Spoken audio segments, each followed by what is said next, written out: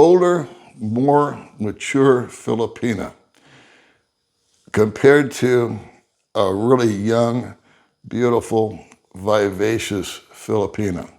Well, in this video, we want to explore the dynamics of both sides of those relationships. And we're also going to determine what is an older Filipina and how do they compare to someone much younger. So, getting involved with a Filipina, a younger Filipina or an older and more mature Filipina? What is your choice? What is it that you would be looking for if that indeed is your intention of moving over here? You want to enter into a relationship with someone. For whatever reason, you've been through a divorce or you've never had the opportunity to meet somebody, you've always been at work, or you've had kids, they're all raised, they're gone, and now you're ready to enjoy your retirement or your golden years. And you don't want to do it alone. You want to get involved with someone and you want to continue through life with a life partner. Well, when you're dealing with someone of a younger age, I guess what we should really do first is determine what's older. What is an older, more mature Filipina? Here in the Philippines, I know it sounds ludicrous if you compare it to the West, 30 years old is the benchmark for a woman becoming old. The reason I know this is that companies simply won't hire you if you're over the age of 30. My sister-in-law, perfect example. She's been an ideal employee for 8 years for a company. She's now 34. They hardly pay her anything, even though she takes on all this responsibility. She's a manager. She's kind of the big shot there at the store. And yet, when I asked her, why don't you, jump ship? You could get double. I know in America, a guy would pay triple to get someone like you working for him. She said, the minute I put 34 on the application, Paul, it's just chucked. It's shut down. They won't even look at it. If you talk to the general population out here, male and female, if you ask 10 people, hey, what do you consider to be an older Filipino woman? They'll say, 30s, something like that. Yeah. It's just sort of the accepted society benchmark. So, what has that got to do with you? Well, a lot. Because if you're going to meet somebody and we're going to say you're in your 60s and she's in her 20s, are you really entering into a relationship with a full-blown woman that knows what she wants, knows what where she's going to go, and has determined her path in life? Are you meeting somebody that's still searching for that? Do you want to have a relationship with her, or do you want to help raise her? And do you want to find out that 2 or 3 years down the road, maybe less, while you're perfectly content rolling over and looking at this beautiful creature, she's not so happy when she rolls over in the morning and sees you after a period of time. She knows her value and she realizes that she can maybe do better, or maybe she's just dissatisfied with the lifestyle that you are providing for her. I don't mean economically, I'm talking about socially. She still wants to get out. She still wants to have adventure. She still wants to go with her friends. She still likes to go bust a move and go dancing. Maybe she likes to tip a few every now and then. Nothing wrong with that. But if it's running contrary to what you're searching for, it usually brings nothing but contentiousness and angst into the relationship. I'm sad to say that of all the friends that I've made over here that I've observed that have gotten involved with someone, say, in their early 20s, and they've either gotten into a relationship or taken it a step further and gotten married, the failure rate is much, much higher than that of the guys that have gotten involved with somebody that's 30 and above. Someone that's 30 and above has already pretty much determined what their path in life is going to be. They've put away the childish things, just like you have a longer time ago. And she knows that her value as a woman, unfortunately, is not as high as that of someone that's 25, just on the basic eye appeal. She is also developed into the person that she's going to be. So it's sort of like what you see is what you get. You pretty much have a great idea of what her moral standards are, what her behavior patterns are, her temperament. Is she emotional? Is she mentally as mature as she is chronologically? And does she fit you as far as lifestyle? Older guys like me, we tend to slow down. Not that some don't go out and work out and stay fit and all that good stuff, but I don't see too many older guys like me wanting to go out all night and drink and dance and party. Those days have kind of come and kind of gone. Also, a younger woman, if she hasn't already got one, is very, very interested out here in the Philippines as to having a baby.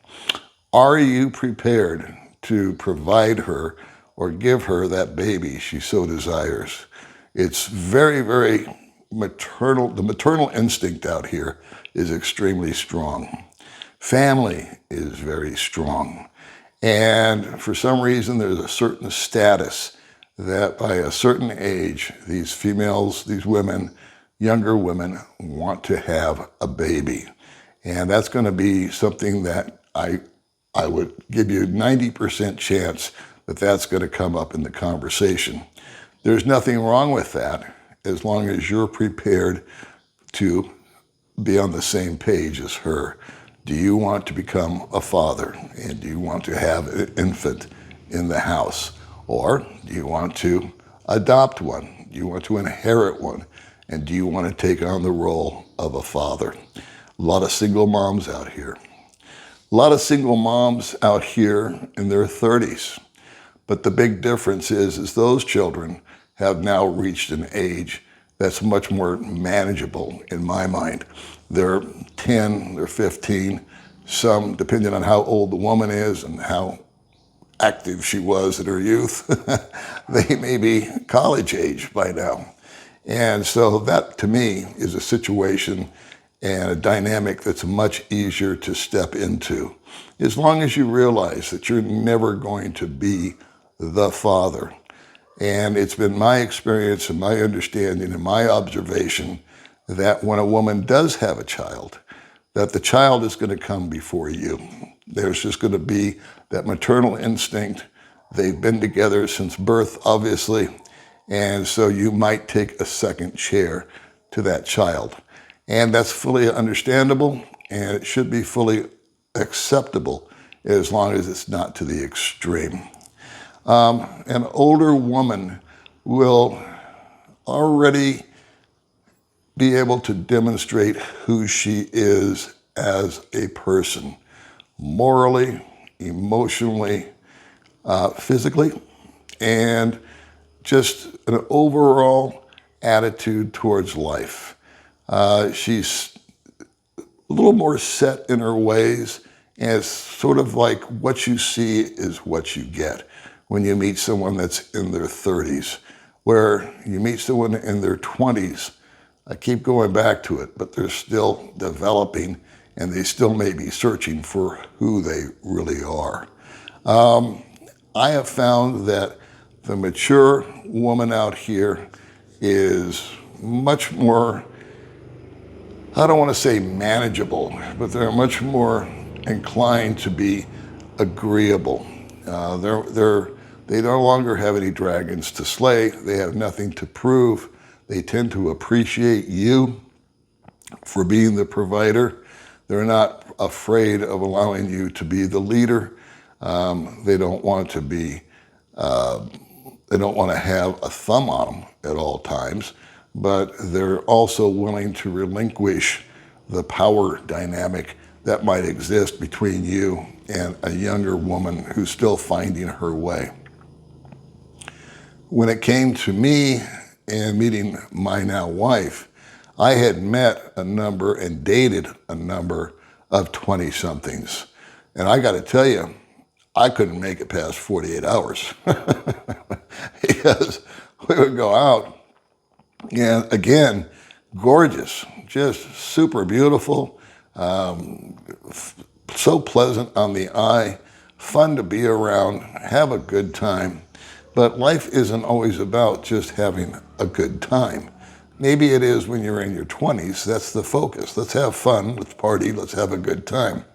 But then life happens, and we have to be able to be on the same sheet of music. So fortunately, when I met my wife, she had never had any kind of a wild childhood. She didn't have any tattoos. She had never been in a bar. She'd never had an alcoholic beverage. The one time I convinced her to try one, she threw up, which actually is a good thing, so I don't have to worry about that. And they are just contented to be content. Domestic, a homebody, someone that goes with the flow. They're not interested in going out and doing all the things that a young person might be interested in. A night home, watching TV, watching a movie, getting in the car, going for a ride. These are the simple pleasures that not just older people, but older women also tend to enjoy. They embrace the fact that they're in a committed relationship with someone. They embrace the fact that the man is, as long as the man is faithful, he is kind, and he treats her with dignity and with respect, she will pay it back in spades.